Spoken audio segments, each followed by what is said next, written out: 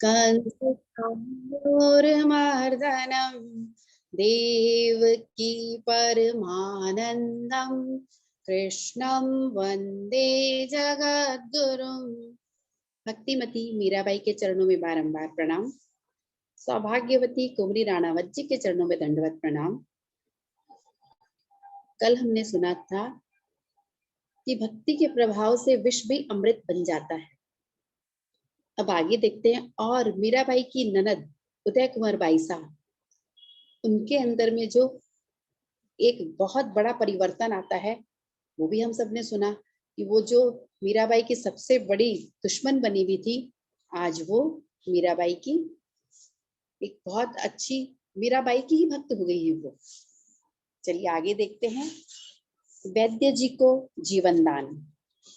उदय कुंवर बाईसा बात करते हुए भाभी महाराज की गोद को अपने आंसुओं से भिगो रही थी। तभी लोगों के रोने चिल्लाने की आवाज कानों में पड़ी। चीख पुकार से मेयरनी कुंवरानी सा का ध्यान बटा और वे बोल पड़ी, अरे ये कौन चिल्ला रहा है? गोमती देख तो। कुछ नहीं भाभी मारा, आपको विष से न मरते देखकर श्री जी ने समझा कि वैद्य जी ने दगा दिया है। उन्होंने उस प्याले में बची विष की 2 बूंदे वैद्य जी को पिला दी। वे मर गए। उनका शव उठाकर घर के लोग जा रहे होंगे। वैद्य जी को श्री जी ने जहर पिला दिया। उनका शव लेकर घर वाले आपके पास अर्ज करने आए हैं। गोमती ने आकर निवेदन किया, मेरे प्रभु यह क्या हुआ?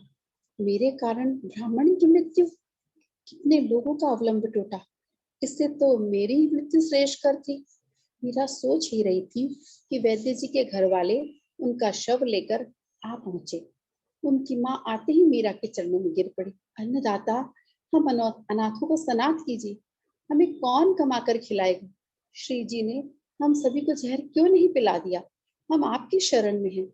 यो तो हमें जीवन दान करे, अन्यथा हम भी मर जाएंगे। मीरा की आंखें भर आई। उन्होंने उन सबको धीरज रखने को कहा और एक तारा उठाया। हरि तुम हरो जन की पीर, हरि तुम हरो जन की पीर।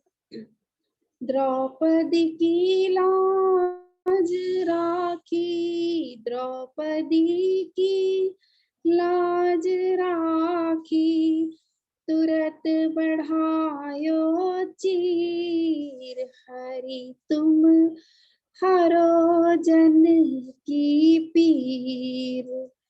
भक्त कारण रूप नर हरि, भक्त कारण रूप नर हरि, धर्यो आप शरीर, धर्यो आप शरीर। हरि तुम हरो जन की पीर। हिरण कश्यप मार लीनो, धर्यो नाही न धीर। हरि तुम हरो जन की पीर।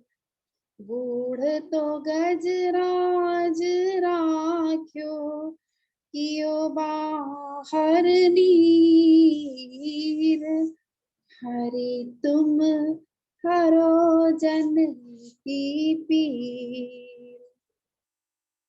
दासी मीरा लाल गिरिधर, दासी मीरा लाल गिरिधर, चरण कमल पर सीर। हरि तुम हरो जन की पीर। 4 घड़ी तक का राग का अमृत बरसता रहा। मीरा की बंद आंखों से आंसू झरते रहे। लोग आपा खोए हुए बैठे रहे। किसी को ज्ञात ही नहीं हुआ कि वैद्य जी कब उठकर बैठ गए और वे भी तन मन की सुध भूलकर इस अमृत सागर में डूब गए। भजन पूरा होने पर धीरे धीरे सबको चेतना हुई। माँ, बहू और बालकों ने वैद्य जी को बैठा हुआ देखा। उनके मुख से अपने आप हर्ष का अस्पष्ट स्वर फूट पड़ा। उन सभी ने धरती पर सिर रखकर मीरा की, गिरधर गोपाल की वंदना की। चंपा ने सबको चरणामृत और प्रसाद दिया। वैद्य जी की पत्नी ने बारंबार मीरा के चरण पकड़े। मन के भावों को वाणी न मिल पाई, भाषा ओछी पड़ गई। उन्होंने नेत्र जल से मीरा के पांव धो दिए। आप यह क्या करती हैं? आप ब्राह्मण हैं, मुझे दोष लगता है इससे। ठीक, प्रभु ने कृपा करके आपका मनोरथ पूर्ण किया है, इसमें मेरा क्या लगा। आप भगवान का यश गाइए। मीरा ने अपने पांव छुड़ाकर उनकी पीठ पर हाथ फेरते हुए कहा। बालकों को दुलार करके और उन सभी को भोजन करवा करके विदा किया। ड्योढ़ी तक पहुंचते पहुंचते उनके हर्ष को मानो वाणी मिल गई। मीरतड़ी जीसा की जय, मीराबाई की जय और भक्त भगवान की जय। यह क्या मंगला, दौड़कर जा तो उन्हें कहे कि जय भगवान की बोले। यह क्या कर रहे हैं वे सब? बोलने दीजिए भाभी महाराज, उनके अंतर के सुख को, भीतर के हर्ष को प्रकट होने दीजिए। लोगों ने, राज परिवार ने अब तक यही जाना है कि मेड़तरी जी कुलक्षणी है। इनके आने से सब मर फुटे हैं। उन्हें जानने दीजिए कि मेड़तरी जी गंगा की धारा है, जो इस कुल का और दुखी प्राणी का उद्धार करने आई है। उदय कुंवर बाईसा ने कहा। सामंतों सरदारों की खींच। वैद्यराज जीवित हो गए हुकुम। विजय वर्गीय दीवान ने महाराणा विक्रमादित्य से निवेदन किया। हाँ क्या? महाराणा चौंक पड़े, फिर संभल कर बोले, वह तो मरा ही न था, यूं ही मरने का बहाना किया पड़ा था डर के मारे। मुझे क्रोध आ गया, इसी से कह दिया कि जाओ हटाओ मेरी आंखों के सामने से। भूल अपनी ही थी, अच्छी तरह देखकर भेजना चाहिए था। यह वैद्य तो बड़ा ही हरामखोर है, उसने विष बनाया ही नहीं था। विष होता तो भाभी मारा देवलोक पधारती, विष होता तो वह स्वयं न मरता। बदनामी तो हो रही है अन्नदाता, होने दो, मेरा क्या कोई कर सकता है। ऐसे जीवित कर देने वाली होती तो उस मिथिला गोली दासी का तिरस्कारपूर्ण संबोधन को क्यों न जीवित कर दिया। यह चारों ओर क्या बातें सुनाई दे रही हुकुम। सलूम्बर के रावत जी के साथ चार पांच उमराउन ने आकर पूछा। कैसी बातें? महाराणा ने पूछा। सुना है कि सरकार ने मेड़तरी जी को जहर दिलवाया। झूठी बात का क्या उत्तर हो सकता है? किसने कहा आपसे? यदि मैंने जहर दिलवाया तो मरी क्यों नहीं? किसने उनकी दवा दारू की? जहर किसने पिलाया? और भाभी मारा उसे क्यों और कैसे पी गई? किसने पिलाया, किसने दवा दारू की, इन बातों से क्या लेना देना है। बात तो यह है कि आपने सचमुच उन्हें विष पिलाया था या नहीं। यदि दिलाया तो है तो ऐसा क्यों? कौन सा अनर्थ उन्होंने कर दिया था? वे लाज पर्दा नहीं करती सो मान लिया, पर उनको कई व्यर्थ आते जाते नहीं सुना और न देखा। वे केवल मंदिर पधारती हैं, सो भी रथ के पर्दे के भीतर बैठकर। पर्दा न करने वाली बात आज की तो है नहीं, बड़े हुजूर भी यह सब जानते थे। जानकर ही उन्होंने यह विवाह कराया। मंदिर को छोड़कर कभी बड़े बूढ़े सरकार या गुरुजर के सामने भी पधार गई हो, ऐसा कभी नहीं सुना।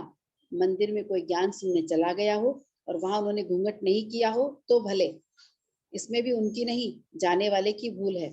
अपने महलों में ही जब ज्ञात होता है कि कोई बहू आई है तो हम स्वयं उस ओर नहीं जाते। उन्हें कहीं आना जाना होता है तो हम पीठ फेर लेते हैं। मर्यादा दोनों ओर से रखी जाती है हुकुम, उसकी रक्षा एक तरफा नहीं हो सकती। नई बात तो नहीं है कि सारंगपुर का नवाब आया है, उसने मंदिर में बैठकर भाभी महाराज से बातें की, हीरो का हार पक्ष दिया। महाराणा ने जहरीले स्वर में कहा। तुम्हारी पगड़ियों में धूल भर दी है उन्होंने। मैं कभी कभी बरस देता हूँ, आप महल में रहकर भजन करे तो उन्हें बुरा लगता है। अब नया समाचार उड़ा दिया कि मैंने विष दे दिया। कोई बालक भी समझ सकता है कि राजी खुशी कोई जहर नहीं पीता। उनसे जोरावरी करने में कब गया था? किसी को भेजा हो तब भी सोच कर देखिए, भाभी मारा को हाथ लगा सके। ऐसा तो केवल भाई उदय सिंह ही है, वह भी उस समय केवल 12-13 वर्ष का बालक है। समाचार सुनते ही आप सब दौड़ आए हैं मुझसे उत्तर उगाने। पगड़ियों में यदि भक्ति करने से धूल घुसती हो तो उसी दिन घुस गई होती जिस दिन महाराज कुमार का विवाह हुआ और मेड़तड़ी जी का यहाँ पधारना हुआ। यह तो आपके शासन की ढिलाई है कि शत्रु हमारे घर में आकर निकल गया और आपको हमको ज्ञात ही न हो सका। क्या करता है आपका गुप्तचर विभाग? बड़े बड़े टुकड़े खाता है और मौज करता है। वह आया, उसी समय से क्यों नहीं बंदी कर लिया गया? सांप चला गया और हम लकीरें पीटे जा रहे हैं, सार क्या है इसमें? किंतु वह आया तो भाभी महाराज से सलाह करने, ये क्यों नहीं महल में विराजने की कृपा करके कुलकान रखती? महाराणा ने कहा, अन्नदाता, बात यह नहीं है कि वह क्यों आया, बात यह है कि वह अपने घर में घुसकर निकल गया और हम देखते रह गए, कुछ भी न कर पाए। कौन जानता है वह क्यों आया? रहा बाट और युद्ध के लिए पास देखने आया होगा। खाली भजन सुनने के लिए कोई इतनी बड़ी जोखिम नहीं उठाता सरकार। शत्रु हमारी मूछ का केश उखाड़ ले गया और हम दांतों पर चिढ़ रहे हैं। सादड़ी राजराणा बोले, सीमा की चौकियां ढीली हो गई है। उधर से मालवा का सुल्तान और इधर गुजरात, दोनों से प्रजा दो पाटों में बीच में पिस रही है। उसकी हाय पुकार सुनने वाला कोई नहीं है। तो फिर आप सब किस मांदगी की औखाद है? राणा जी अपने स्वभाव पर उतर के आए। केवल जागीरी का उपभोग करने, महलों में सुख नींद लिरावो। जागीर की बात क्या फरमाई हुकुम? सलुम्बर रावत जी भनक पड़े, हम ब्राह्मण का भाट चारण नहीं है कि दान में बख्श दी सरकार ने। जागीर हमें माथे के मोल मिली है। जिस दिन रणभेरी बजे, कड़कों की तान उठे और मातृभूमि की लाज ललकारे, उस समय यदि हरावल में दिखाई न दे, रणांगण में पड़े हमारे शव की छाती पर घाव दिखाई न दे, तब उस दिन ये बात फरमाइएगा। हमें जागीर नहीं, सम्मान प्यारा है। बार बार अपमान पीकर यहाँ बैठे हैं, सो पूर्वजों के नाम पर गाली न लगे और राजपूती आन पर दाग न लगे, इसलिए जागीर के लोभ से नहीं पड़े हैं हुकुम। यदि ऐसा आप समझते हैं तो ये लीजिए आज राज की जागीर। राजपूत के बेटे की जागीर उसकी तलवार है, उसके बल से वह जहाँ खड़ा होगा जागीर बसा लेगा। ये कमर से तलवार खोलने लगे कि राजपूत ने बढ़कर उनका हाथ थाम लिया। यह क्या कर रहे हैं आप? धैर्य रखे, बड़े हुजूर के गुण याद करने की कृपा करें। मातृभूमि को किसके भरोसे छोड़ रहे हैं? कल मेवाड़ को शत्रु खोदेंगे, रौंदेंगे। हजार कोस दूर बैठे होने पर भी आपकी थाली का जीवन जहर हो जाएगा। श्री जी अभी बालक है, आप जिस कार्य के लिए पधारे हैं उसकी चर्चा करावें। राजपुरोहित जी की बातों से सभी सावधान हुए। बाठेड़ा राव जी ने कहा, सरकार और मेवाड़ के लिए हमारे लिए सिर सदा प्रस्तुत है हुकुम, किंतु हम मनमानी तो नहीं कर सकते। हुकुम पालन में भी कभी भूल न होगी। हम केवल यह निवेदन करने आए हैं कि हुजूर ने मेरठ जिसा को विष दिलवाया तो क्यों? हम लोगों को क्या उत्तर दे, किस आधार पर उनकी बात काटे? राजा का धन प्रजा है हुकुम, प्रजा का विश्वास उठने पर राजा का टिकना कठिन होता है। मैं तो कहूंगा कि विष दिया ही नहीं गया। विष दिया होता तो भाभी मारा देवलोक पधारती नहीं। ठीक है, वैद्य जी कैसे मर गए? मरे होते तो चिता पर न फोड़े गए होते। वह तो किसी कारण मैंने क्रोध में आकर डांटा तो भाई के मारे अचेत हो गए। घर के लोग उठाकर भाभी महाराज के पास ले गए। वे भजन गा रही थी, भजन पूरा हुआ तब तक उनकी चेतना लौट आई। बाहर बात फैला दी कि मैंने वैद्य जी को मार डाला था, उन्होंने जीवित कर दिया। मैंने तो किसी को जहर दिया ही नहीं। यदि इतने पर भी सभी कहते हैं तो कहने दो, जहर दिया तो दिया मेरी भौजाई को, इसमें दूसरों का क्या गया? यह मेरे घर की बात है, औरों को दखल देने का क्या हक है? यह बात भूल जाए सरकार। सलुम्बर रावत जी फिर बिफर उठे। राजा के प्रत्येक कार्य का प्रभाव पूरे राज्य और प्रजा पर पड़ता है। आप तो यहाँ के महलों में विराजते हैं, हमें सुनना भारी पड़ता है। हमारा स्वामी तो बल और गुणों में हमसे दोगुना होना चाहिए। योग्यों के लिए आसन नहीं है। क्या कहा? महाराणा ने तलवार खींच ली। पुरोहित जी दोनों के बीच में खड़े हो गए और सरदारों को धैर्य रखने के लिए निवेदन किया था, किंतु बाबूजी बोलते ही चले गए। अपने मुंह से बोलना कहना हमें अच्छा नहीं लगता, किंतु यह स्मरण रखे सरकार कि एकलिंग के दीवान उन्हीं के सामान भरखिवे, धैर्य, क्षमा, बल और बुद्धिमान होने चाहिए। ये हजारों हजार पहलवान पाल रखे, इन पांडों को पालने के लिए बदले प्रजा को पालना होता तो राज के पांव मजबूत होते। इन भांडों के स्वांग और बख्तड़ियों, वेश्याओं के नाच में अफीम और भांग के मनोहारों से राज्य नहीं चला करते। राजगद्दी या सिंहासन सुख की सेज नहीं, कांटों का मुकुट है। समझ गए हुजूर? बहुत दिन हो गए, सहते हुए छाती पक गई और कलेजे छालों से भर गए। यदि मेड़तड़ी जी का रोम भी टेढ़ा हुआ तो फिर देखिएगा, क्या कर वे लौटने के लिए मुड़े, नहीं तो क्या करोगे तुम? क्रोध से भन्ना कर महाराणा उठ खड़े हुए। उनकी बात सुनते ही फिरकी सी लेकर राव जी मुड़े। किसी भरोसे में या अंदेशे में न रही अन्नदाता। वे क्रोध पूर्वक हंसकर बोले, राजा धरती फोड़कर प्रकट नहीं होते। रावत जी ने प्रथम बार आंखें उठाकर महाराणा की ओर देखा और दोनों हथेलियों से अपनी भुजाएं ठोकी। राजा को ये भुजाएं ही बनाती है, ये याद रखिएगा। वे मुड़कर चल दिए। उनके साथ आए हुए अन्य सामंत भी चल पड़े। मेढथड़ी, हाँ ये मेढथड़ी ही सारे अनर्थ की मूल है। राणा जी ने मन ही मन कहकर अपने दांत पीस लिए। शयन कक्ष में परम पुरुष, पर पुरुष। सरकार सरकार, कुबरानी सा के महल में किसी पुरुष का स्वर सुनाई दे रहा है। दासी भूरी बाई ने आकर सूचना दी। क्या कह रही है तू? महाराणा अचकचा गए। सरकार की आन हुजूर, तो रानी सा के पौधने वाले कक्ष से हंसने बोलने के स्वर आ रहे हैं। मैं उधर गई तो देखा कि द्वार बंद है। भीतर से बातचीत के स्वर आ रहे हैं।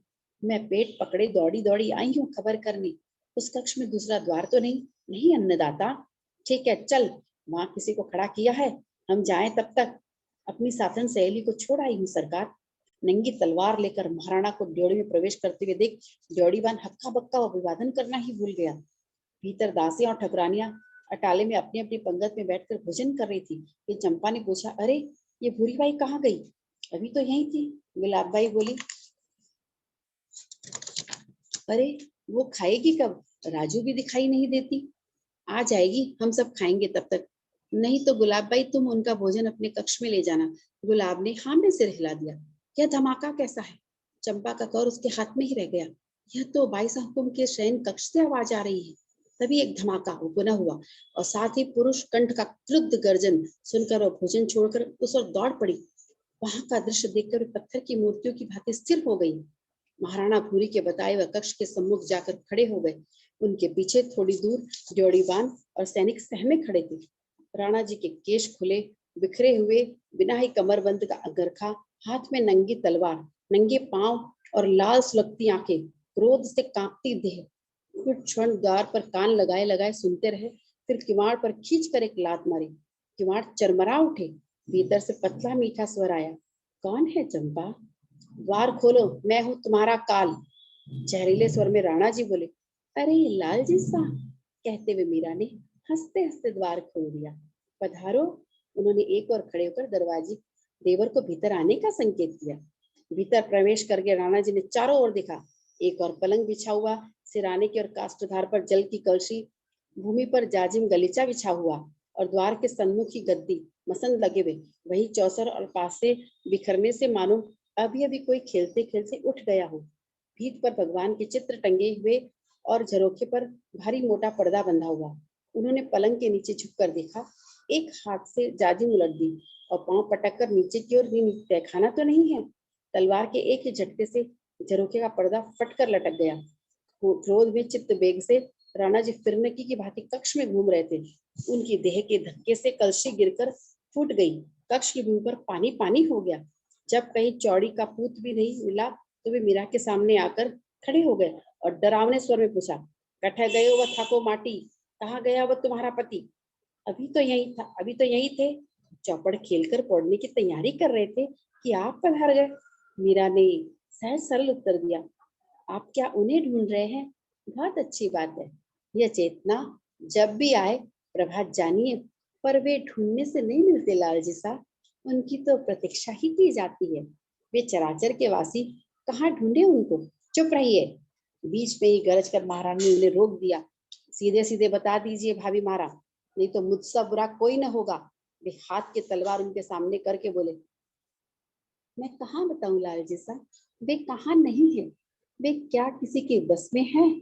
मैं पूछता हूँ कहाँ है वह जो आपसे बातें कर रहा था? मैंने अपने कान से आदमी का स्वर सुना है, कुलक्षणी, तुम्हारे जीने से हम सब जीवित ही मृत के समान हो गए। मुंह पर कालिक पुतवा दी तुमने। राणा जी का क्रोध सीमा पार कर गया।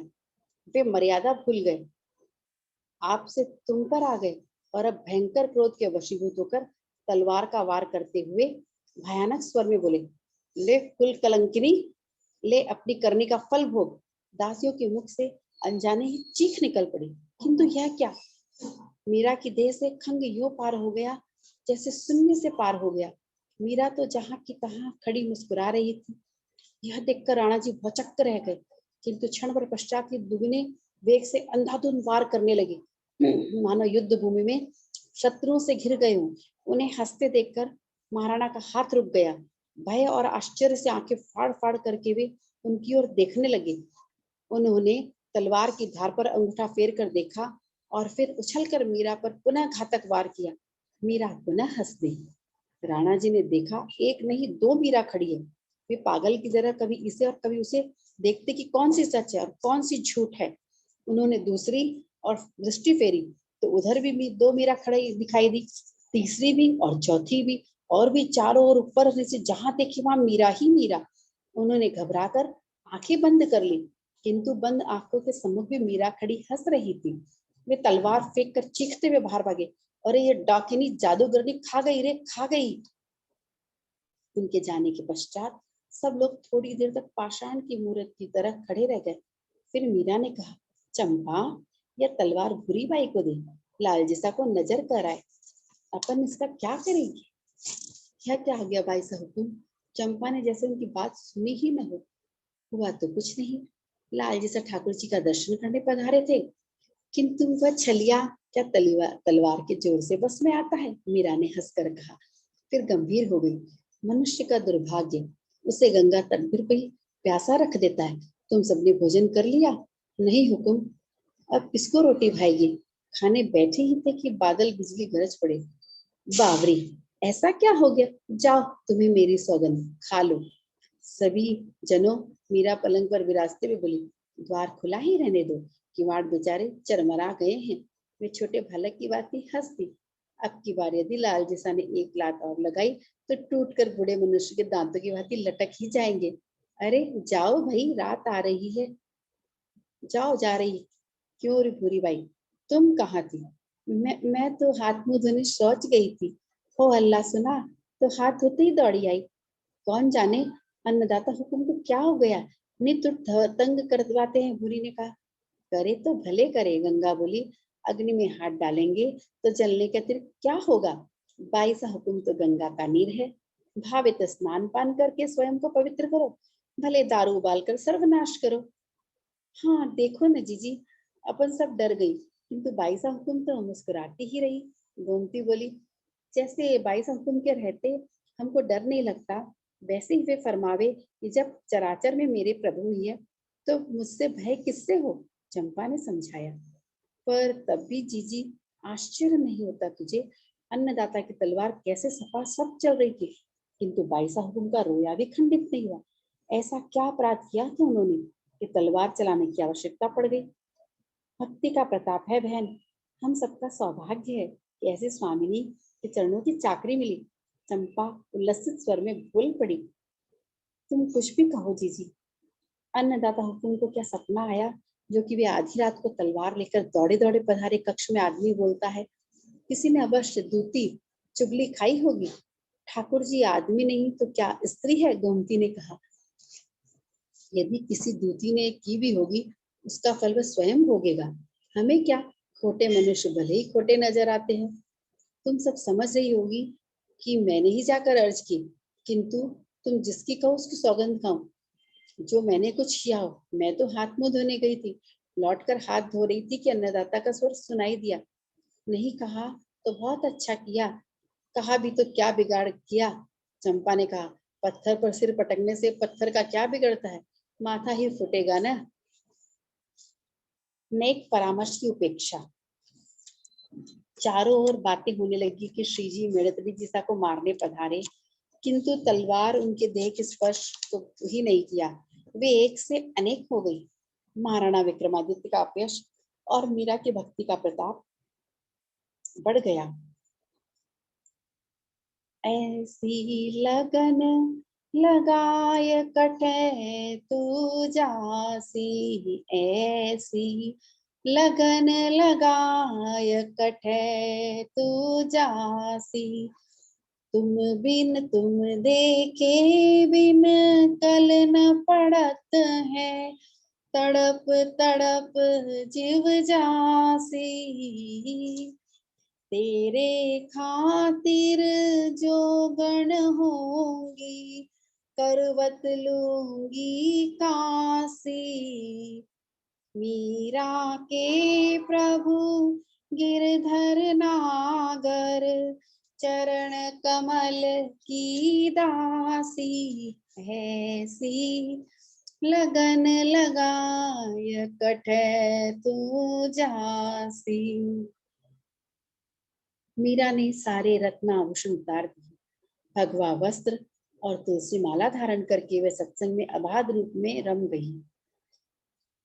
जब मंदिर में भजन होते हैं तो अपना ध्येय भान भूल जाती और नाचने लग जाती है। महाराणा का सम्मान मानो दाव पर लग गया है। वे अकेले बैठकर सोच करने लगी, उनका भोजन कम हो गया, उन्हें कुछ भी न सुहाता। एक स्त्री ने मुझे सांसत में डाल दिया। अवश्य ही जादू जानती है वह, अन्यथा मेरी तलवार के झटके से तो घोड़े और पाड़े भी कट जाते हैं। यह बेत बनास सी स्त्री क्या बड़ी बात है, पर अब तो बात खिंच गई है। देखता हूँ कि बकरे की माँ कितने दिन थावर शनिवार टालेगी। मिड़तड़ी जी, तुझे मरना ही पड़ेगा। सुना, तेने मरना पड़ेगा। उनकी मुट्ठियां बंद हो गई, आंखें लाल हो गई, वे दांत पीसकर बार बार कहने लगे, तुझे मरना पड़ेगा, तुझे मरना पड़ेगा।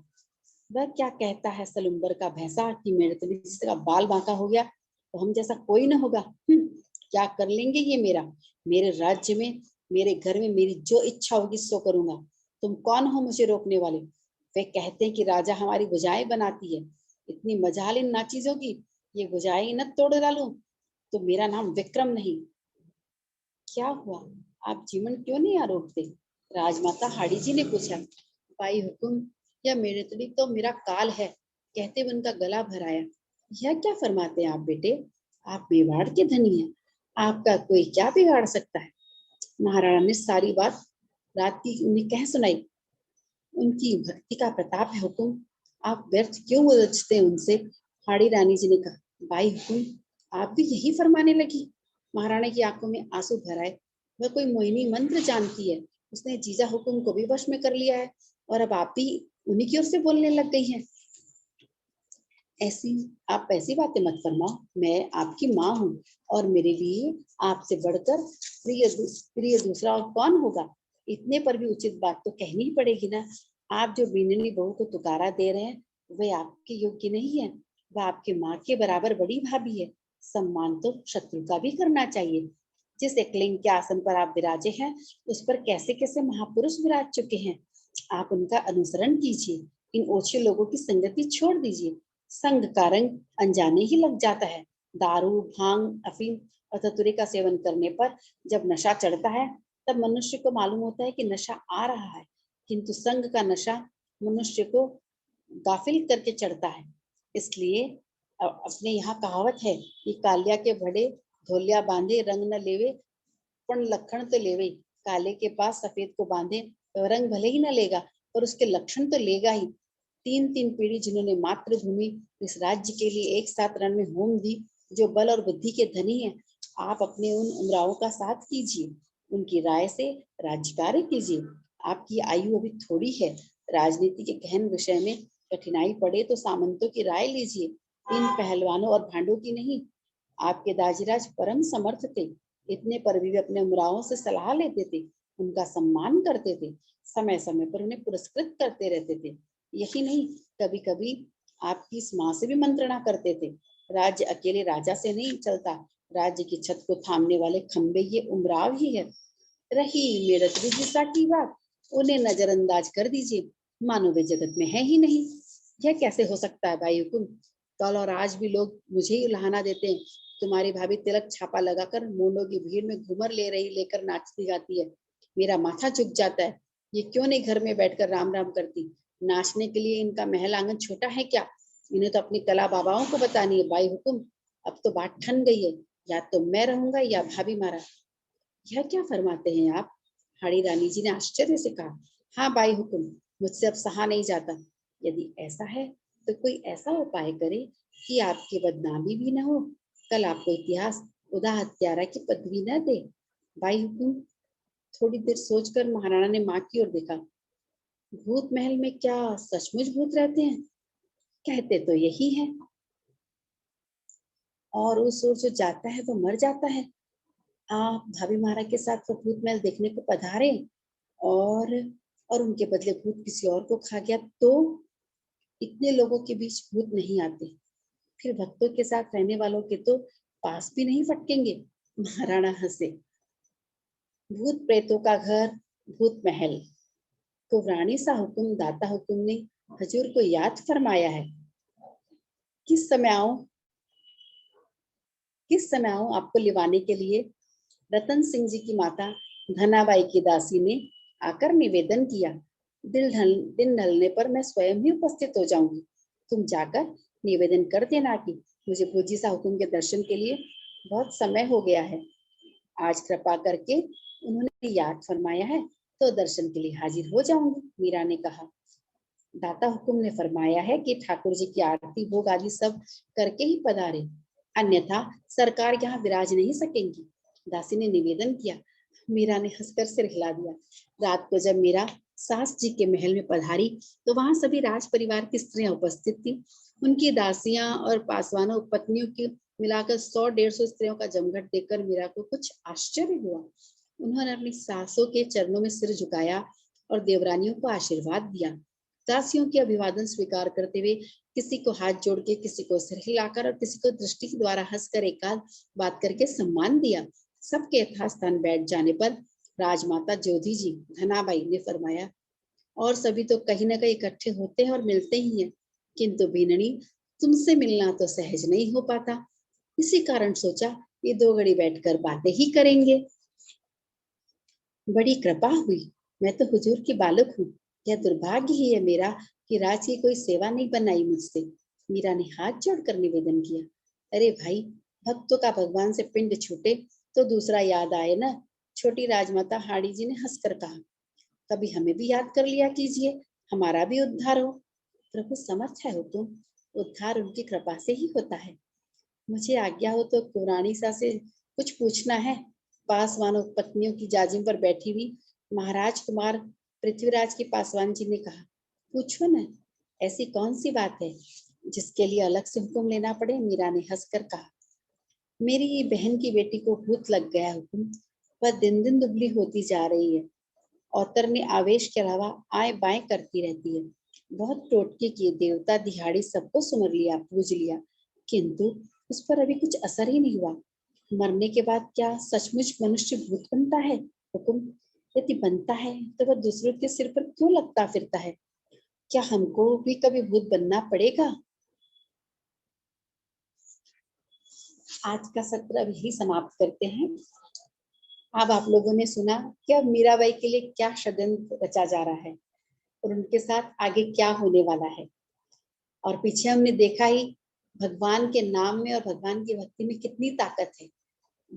जो मीराबाई को राणा जी की तलवार कुछ भी नहीं कर सकी, उनको एक जगह एक मीराबाई की जगह 4-4 6-6 मीराबाई यानी सर्वत्र मीराबाई ही दिखने लग गई। इसलिए अब और देखेंगे कि कल शनिवार रविवार है, सोमवार को हम सुनेंगे कि अब मीराबाई के साथ वो लोग आगे क्या करते हैं, भूत महल में उनके साथ क्या क्या होता है, ये सब हम सुनेंगे सोमवार को।